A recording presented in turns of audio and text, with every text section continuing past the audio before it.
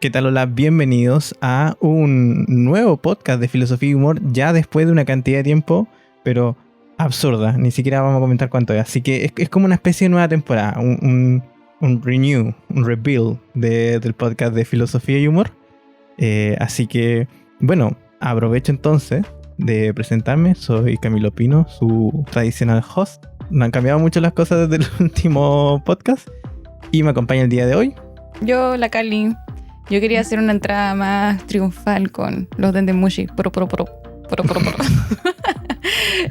Hola, y después decir, ¿qué tal, filosofía y humor? Pero, pues, no fue así. No fue como sucedieron los hechos. Sí, uno piensa que va a ser diferente hasta que aprieta el botón rec y como que uno queda medio en blanco. Oigan, pero no les quitamos más tiempo porque supongo que si están acá, ustedes están acá por la filosofía, en el fondo. Y no nos vamos a excusar más porque probablemente si han escuchado los últimos podcasts, que tienen como un año así de espacio entre cada uno, comentábamos de lo desaparecido que estamos. Así que hoy día nos reunimos en una ocasión especial. Esperemos que sea también el inicio de la continuidad de los podcasts, pero hoy día estamos reunidos específicamente porque probablemente cuando ustedes estén escuchando este podcast es el Día Mundial de la Filosofía. Es el tercer jueves de noviembre.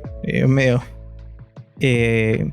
Y a pesar de que suene poco creíble, mañana es el tercer jueves de noviembre. Claro, entonces estamos grabando un miércoles. Quedan casi 2 jueves más, o sea, en realidad quedan 2 semanas más. Y más encima creo que el día que pagan es como un lunes, así que hace un fin de semana más complicado. Pero, volviendo ya a lo que es específicamente la filosofía, todos los días estuvimos leyendo en internet, quizás estamos equivocados, pero todos los días la filosofía tienen un tema diferente. O sea, hay años que no han tenido tema. Me parece que el año pasado por el tema de COVID o algo así no hubo tema, pero el de este año es el humano del futuro. Ese es como el leitmotiv del día de la filosofía de este año. La invitación entonces es a reflexionar acerca de qué creemos nosotros, bueno, hay distintas tesis por supuesto, pero ¿qué creemos nosotros que va a ocurrir con el ser humano en un futuro? Turum. Así que un poco el tópico del podcast obviamente es eso. Lo que nos proponemos es enunciar algunas teorías filosóficas de lo que va a pasar en el futuro.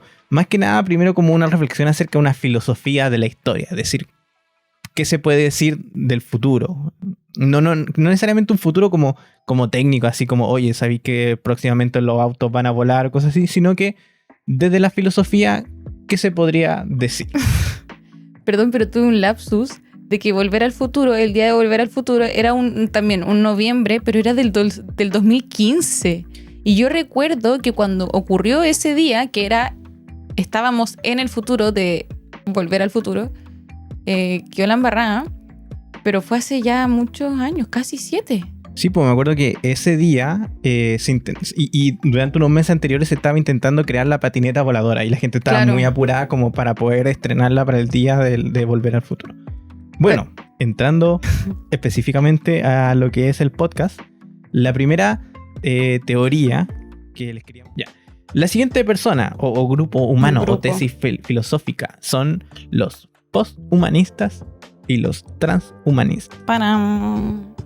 Que este es un tema que en realidad ya lleva varios años reflexionándose acerca de ellos.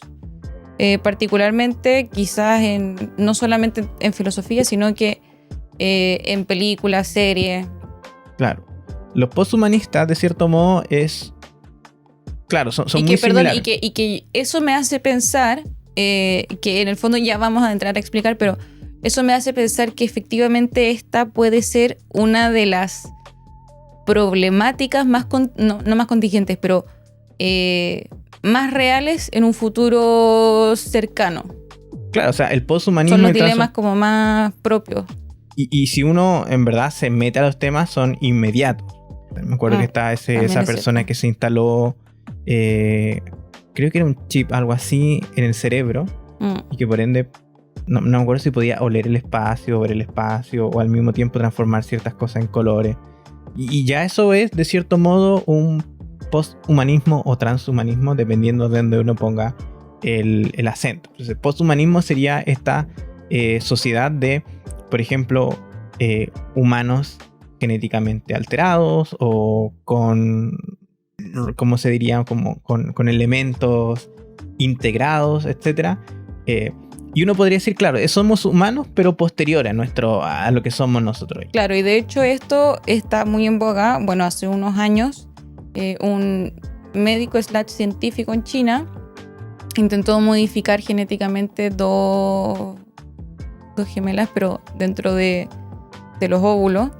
Recibió críticas mundiales porque, claro, precisamente uno de los problemas o dudas es que no se sabe qué puede resultar. Entonces, básicamente él está jugando un poco con la vida. Bueno, varios años después, estas niñas gemelas nacieron. El científico lo que quería hacer era básicamente que de padres que tuvieran VIH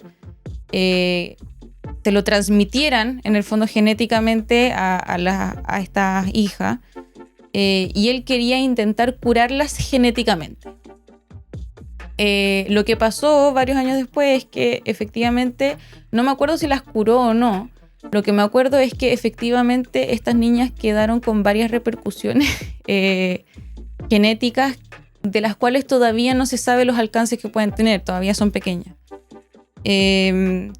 Y claro, y en el fondo estas son por las decisiones éticas de este científico, pero esto también se puede ver, o se podría ver también mucho más profundamente en el futuro, donde se puede modificar genéticamente, por ejemplo, el color de los ojos, el color del pelo. Pueden remitirse a la película Gattaca, por ejemplo. Y eso sería como una especie de posthumanismo, en el sentido de que para nosotros es mucho más cercano y evidente el posthumanismo, porque cada vez es más fácil editarnos genéticamente. Uno podría decir, nosotros ya vivimos en un mundo posthumanista, en el sentido de que muchos de las vacunas que usamos, los antibióticos, etcétera, nos han sacado de los límites naturales de lo que era el ser humano. Podemos extender nuestra vida mucho más de lo natural. Comemos alimentos genéticamente alterados, de modo que tienen repercusiones, generalmente creemos o esperamos, beneficiosas en nuestro organismo. O sea, yo pienso, yo que hago de repente clases a alumnos de química y farmacia, o a gente que trabaja, por ejemplo, en ingeniería de alimentos, y yo siempre pienso que hace 10 años o más, el tópico de la alimentación, por ejemplo, de la nutrición, era, podríamos decir, la anemia, la falta de peso. En la actualidad en nuestro país el tópico de la nutrición es todo el contrario, el sobrepeso infantil. Y quién sabe, porque yo creo que esto ya está pasando, que en la actualidad los tópicos de la nutrición sean, por ejemplo, nutrición de alto rendimiento, la nutrición para, por ejemplo, vivir muchos más años, la nutrición para dedicarse a ciertas especialidades físicas. Por ejemplo, un deportista necesita una nutrición. Entonces es muy interesante porque la nutrición ya no es simplemente para sacarnos de lo peor de la existencia humana, es decir, la desnutrición, sino que ahora tiene especificidades muy posthumanistas. Hablando de eso, perdón, por lo menos aquí en Chile hay un pan que se llama el pan perfecto, que bueno, es marca Kingsbury. Que no nos auspicia. Que no nos auspicia, pero en el fondo ahí sí nos están escuchando. Es el pan perfecto. Y este pan está creado con pinza en el fondo para ofrecer precisamente lo que tú dices, el mejor sabor que se puede lograr a la menor cantidad de calorías posible. Y es precisamente porque, claro, la nutrición en el fondo está ya con objetivos, no es solamente nutrir saludablemente, sino que efectivamente tiene ya metas concretas respecto a ciertos parámetros de personas, quizás. Claro, o sea, ya no es no morirte de hambre. Yo desayunaba, de repente mi abuelita me decía, oye, anda con desayuno para que no te desmayes camino a la universidad. Claro, y en realidad por no desayunar un día no pasa nada. Sí, qué rico desayuno. Bueno, pero ese es el posthumanismo. No, pero yo también quería hacer otro alcance respecto al posthumanismo, que no es propiamente de este tema, pero yo creo que puede derivarse de él, y es un poco, o derivarse de los dilemas morales que surgen respecto del avance científico, y es que la fertilización in vitro es una herramienta para personas, bueno, particularmente mujeres que quieren quedarse embarazadas, pero no pueden por métodos naturales o por alguna escala menor. Y el problema de la fertilización in vitro es que supone una duda importante. Y yo no sabía esto hasta que estaba viendo a una youtuber que yo sigo que decidió quedarse embarazada con este método. Y en el fondo a ella le preguntaron, a ella le retiran varios óvulos después, o sea, varios ovocitos y los fertilizan. Pero a ella le preguntaron en un momento una duda que yo quedé plop. Y dije, ¿cómo uno decide? Y le preguntaron dos cosas. Uno, que efectivamente hay óvulos que son mejores genéticamente que otros. Y por otra parte, le preguntaron el sexo que quería en el fondo que fuera. Entonces, al momento de implantarse el óvulo de vuelta, ella tiene que decidir si va a ser hombre y en el fondo tiene que cargar, o mujer, o tiene que cargar, y tiene que cargar en el fondo con el peso de decir, no, yo quiero el mejor genéticamente, pero después si quiero quedar embarazada de nuevo con este método, voy a elegir quizás el que le sigue, pero yo voy a saber eso en mi mente de que uno de mis hijos es mejor genéticamente. Y ustedes dirán, ya, pero en la práctica, ¿qué hace eso? Quizás nada. pero en el fondo, impacto. Pero yo lo encuentro súper impactante, por lo menos tomar esa decisión. Bueno, ahora también hay una... Uno siempre tiene la premisa de que intenta elegir o que le pase lo mejor. Pero también el nacimiento, históricamente, hasta por lo menos este tiempo, ha sido una especie de ruleta rusa. ¿Sí o no? Claro, y que prueba un poco lo que es ser la humanidad, porque en el fondo aparece gente con enfermedades, aparece gente con no sé qué. Y uno no tenía, claro, uno no tenía el peso de la decisión. Claro, hay que quererlo nomás, decían por ahí, hay que quererlo. Pero ahora sí. Claro. Y yo no sé qué... No, la edición cortó y después no se mostró qué había dicho ella. Vamos a verlo en los próximos videos. O sea, no, ella ahora tiene un hijo... pero en el fondo, claro, yo no sé si finalmente ella le habrá dicho al médico como no, elige tú, yo no sé. Tira una moneda. Claro. Porque al final nunca uno va a tirar una moneda, porque siempre está la posibilidad de que te salga un hijo con una enfermedad súper complicada y... No, incluso también puede ser que muchos de estos embarazos también se pierden, efectivamente se abortan, a pesar de que el cuerpo esté en óptimas condiciones para estar embarazada. Efectivamente se pueden sufrir abortos. Y se perdió quizá al que era mejor genéticamente. También yo sé, respecto a la genética, no sé si hay una corriente que diga nada, pero respecto a la elección del sexo, efectivamente hay una corriente en contra del sexismo, no en la adultez, sino como de priorizar o tener una preferencia respecto de tener un hijo o una hija en términos de sexo. Pero en el fondo, cuando uno tiene que tomar esta decisión, tiene que tomarla. Entonces... Claro. Esos no son temas menores, porque, por ejemplo, lo que pasó en China, cuando estaba la ley de hijo único, claro, la gente tenía que elegir entre tener un solo hijo, o pagar impuestos, etc.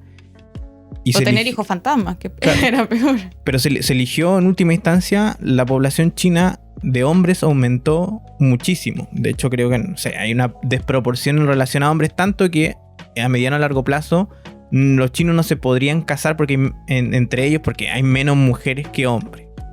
Claro, porque cuando tenéis que elegir entre un hombre y una mujer, en ese sentido y las condiciones de la sociedad china, efectivamente es mucho más difícil mantener una mujer, mucho más difícil que se integre al mundo del trabajo, al mundo agrícola, ganadero, que es donde viven efectivamente la gente más pobre de China. Entonces, cuando sabían que era una mujer, la abortaban o incluso, no sé, pues se deshacían de un modo u otro. Ejercicio su imaginación para saber lo que va a pasar. Entonces, por eso no es menor justamente la posibilidad de poder elegir el sexo, porque también vamos a ver efectivamente, como tú comentabas, sexismo prenatal. Claro, prenatal en el fondo, claro. Yo no quería decir el sexismo ya postnatal, sino prenatal, porque claro, yo sé que efectivamente tener preferencias respecto a si uno quiere tener un hijo o una hija,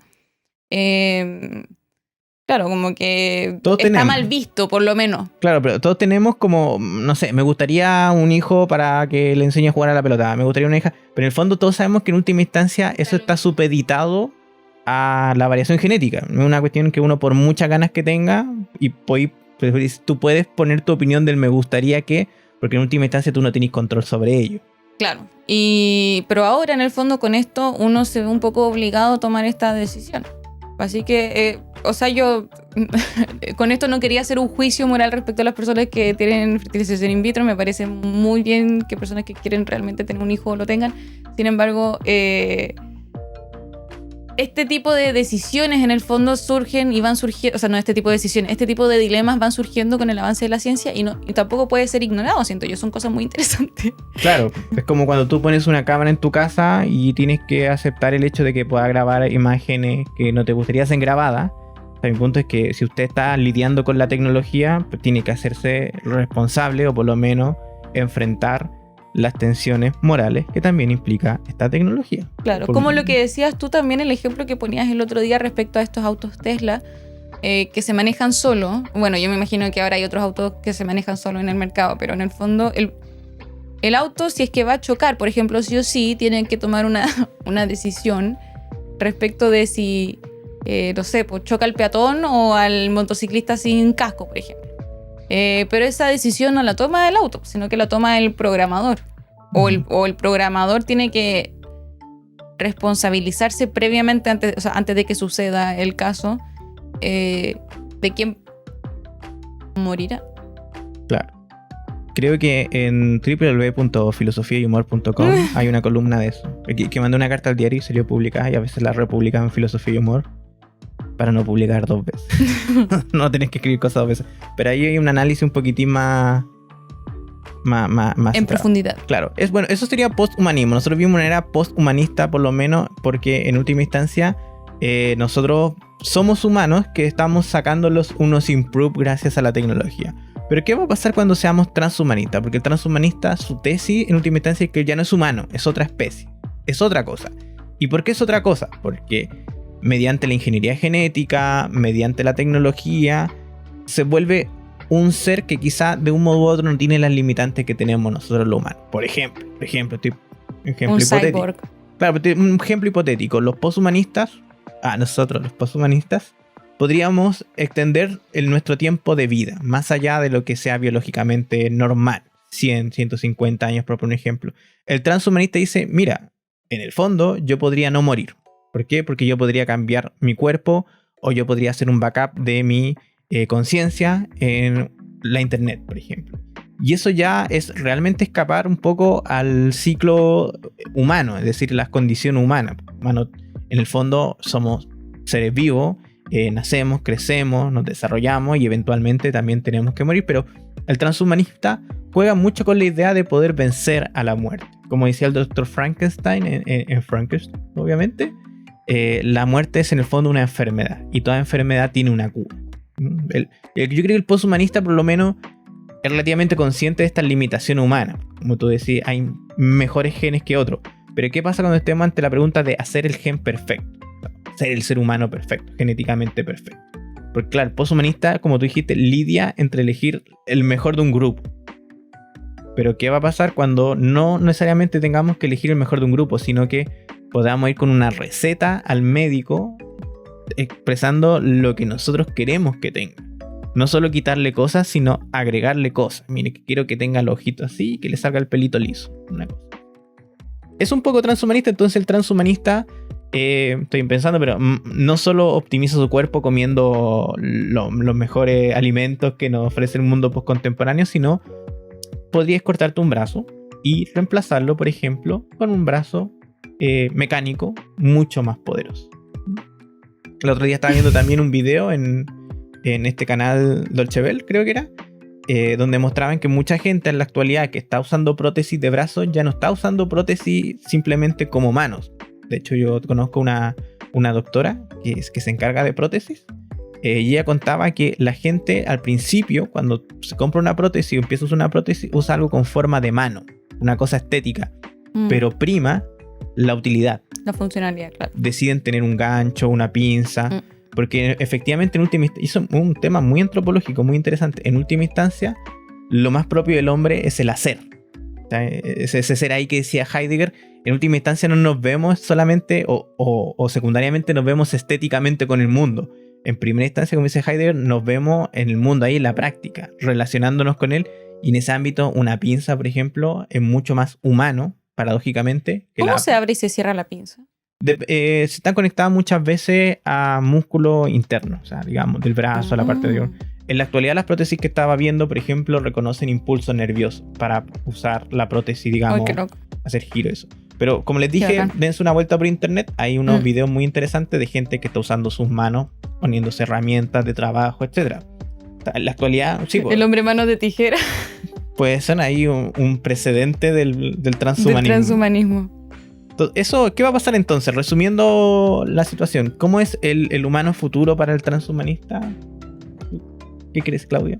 ¿Para el transhumanismo o ante el dilema de hacernos transhumanistas? Es que claro, o sea, yo creo que orgánicamente van a comenzar a haber casos de transhumanismo. Obviamente dentro de la medida de lo posible. Sin embargo, creo que prontamente puede pasar. Y esto me recuerda a un caso que era muy, muy popular cuando yo fui a la universidad, que si bien creo que no califica como transhumanismo, efectivamente quizás en un futuro podría ser algo similar. Y es que había un ruso que quería que le trasplantaran su cabeza a otro cuerpo. Y efectivamente se iba a hacer ese trasplante. No me acuerdo al final qué sucedió.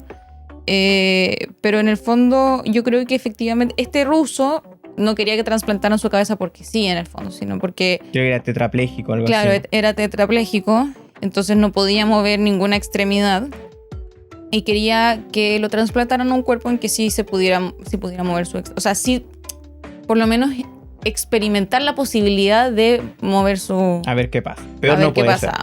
Entonces yo me imagino que en un futuro efectivamente personas, quizás en la misma disyuntiva, puedan acceder a trasplantes quizás dentro de un cuerpo... No necesariamente biológico. No, es que no sería biológico en ese sentido. Pero me pregunto, o sea, igual tendría que ser, es que qué interesante, porque igual tendría que ser en alguna medida biológico. Porque si el cuerpo no pudiera asumir los procesos, por ejemplo, de digestivos, el cerebro e incluso la parte que es la cabeza no podría seguir nutriéndose. Claro, o sea, habría que buscar nuevas funcionalidades o formas. Ahora, dentro de todo, claro, uno siempre piensa en esos transhumanistas como llenos de metal, pero las impresoras 3D en la actualidad... En puro plástico. No, pero las impresoras 3D pueden imprimir...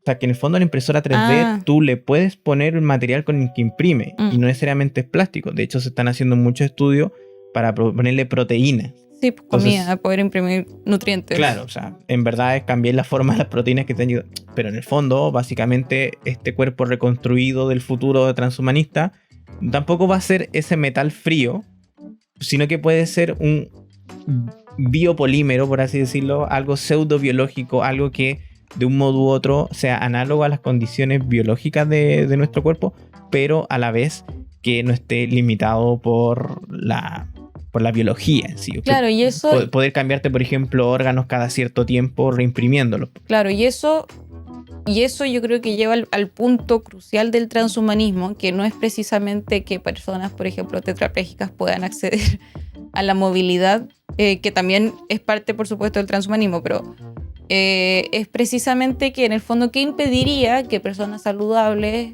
como tú o como yo... Claro, eso es transhumanista. Claro, pero en el fondo, incluso una persona tetrapléjica que quisiera... O sea, que la pusieran, por ejemplo, en un cuerpo de biopolímero, como dices tú, incluso eso sería transhumanismo, pero quizás uno dice, ya, pero esa persona tiene un motivo, o algo por el estilo. Pero en el fondo una persona saludable que dice, pero mira, yo quiero eso mismo, uno para mí, por favor. Claro, ese es justamente el espíritu del transhumanismo. En el fondo no es esperar hasta que nos gane la vejez. Claro. No es esperar hasta que mis órganos, por ejemplo, empiecen a marchitarse, sino es decir, como activamente... ¿Podría yo ir mañana a reemplazar mi brazo? Mi brazo, algunos lo pueden ver, otros no, está acá. Pero mi brazo en última instancia está bien. Claro, imagínate, uy, me duele un poquito de repente, así como yo cuando duermo para el lado izquierdo, me queda doliendo el hombro. Entonces, en verdad, me voy a cambiar el hombro por uno más firme y cosa que no me duela.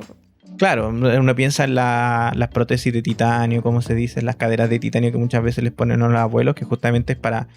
Y no solo los abuelos, Claro. perdón, no sé si alguien tiene cadera de titanio. Un saludo.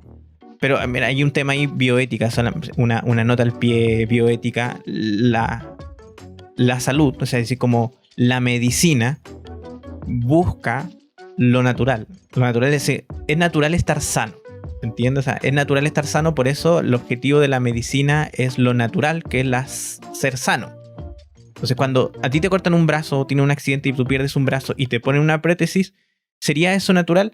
Sí, porque Busca restaurar lo que... Exactamente, busca restaurar lo que era natural, esa funcionalidad natural. Por eso, uno podría decir, tener un brazo prostático es transhumanista. Uno podría decir no, porque lo que se busca con ese brazo es restituir una función que era natural del cuerpo humano. La pregunta transhumanista, y que por ende excede el horizonte de la salud, es si yo puedo un brazo natural y totalmente sano reemplazarlo por una herramienta que brinde funcionalidades extra naturales. Por ejemplo, tirar un rayo láser. Piu, piu, piu, piu. Eso sería efectivamente transhumanista. ¿Se dan cuenta? Porque ya estamos saliendo del horizonte de la ciencia, la tecnología y la medicina como búsqueda de lo natural. Es añadir más. Claro. Y es por eso que, digamos, para una reflexión ética, moral, técnica, es por eso que usted no puede ir al hospital pidiendo que le corten una mano. Porque en el fondo, si usted fuera al hospital y le Una mano cortan saludable. una mano saludable, o si fuera al hospital pidiendo que les corten una mano saludable, probablemente le dirían que no. ¿Por qué? Porque esa operación quirúrgica no lo mueve a usted hacia lo natural, sino que lo saca de lo natural. Por otra cosa sería, como decía la Claudia, si tienes la mano con gangrena, que te corte la mano. Porque efectivamente, si tú dejas la mano funcionando ahí, te vas a morir, y morirse, como le dijeron, va en dirección contraria a la sanidad. Entonces, resumiendo un poco el punto, para los transhumanistas, el humano del futuro es transhumanista. Yo me gusta mucho. Transgénico. Transgénico también. Estoy pensando, más que yo ponerme a especular cómo sería película. Ghost in the Shell. Sino Cyberpunk 2077. La serie, no el juego. Ah, Blade Runner. Blade Runner también. Pero es que no es transhumanista. Pero es un futuro, ¿verdad?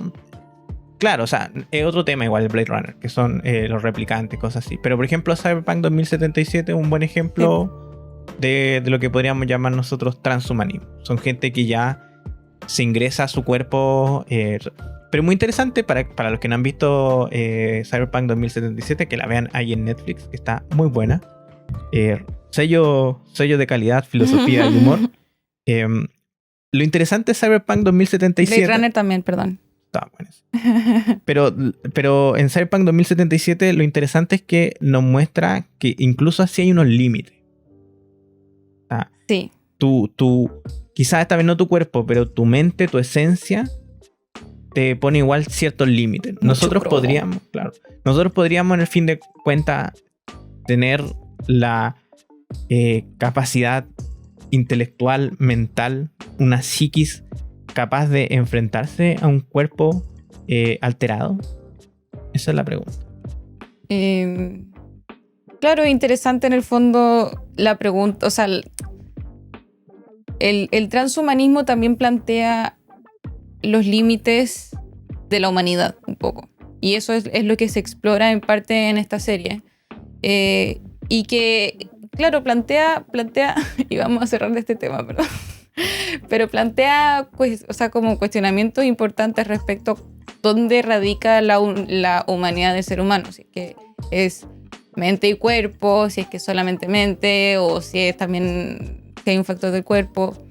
Y que todas esas son reflexiones que se han tenido también a lo largo de toda la filosofía, pero que ahora también se plantean en base a este nuevo paradigma de la ciencia. Claro, en última instancia, el transhumanista puede pensar que no existe ningún límite una vez que uno empieza a cambiar su cuerpo, que acabamos con toda la limitación humana. Que esta idea de acabar con la limitación humana es una de las ideas más humanas posibles. O sea, estoy pensando desde Ícaro y Dédalo, la idea de volar, la idea de crear alas, es de cierto modo el deseo humano de transgredir sus límites. Transgredir, de lo escapar digo, su propia claro, condición. Claro, transgredirlo suena como moralmente malo, pero en el fondo nosotros tenemos un constante deseo de ir más allá de lo que nos está limitado por naturaleza. Y lo hemos hecho gracias a la tecnología. Pero en última instancia, el transhumanista sería una renovación de ese sueño antropológico de escapar a los límites naturales, y uno podría decir, en el fondo, también podría chocar con un límite que en el día de hoy no podemos ver. Por eso Cyberpunk 2077 es muy interesante, porque nos plantea el hecho de que incluso con todo el avance tecnológico hay cierto elemento de la esencia humana que te ponen un límite. Y es, por resumirlo en palabras simples, es esa locura que te viene. La locura que viene de la edición de tu cuerpo. Claro, y también para promocionarla, igualmente Blade Runner nos plantea también esta misma o una problemática similar, pero desde otro arista. ¿Qué nos hace humanos? Y nada, para que también la vean, échenle un ojo al Harrison Ford de joven.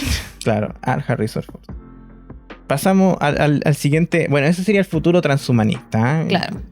Yo sentí que no lo cerramos bien, pero no quiero volver atrás a cerrar cosas. Continuamos. Hay una teoría que acá me encanta. Yo debo decir que las pocas veces intento. Si les gustó lo que acaban de escuchar, recuerden que nuestro podcast completo está en Spotify, Google Podcast o Apple Podcast. Nos escuchamos y nos vemos en el siguiente podcast. ¡Nos vemos!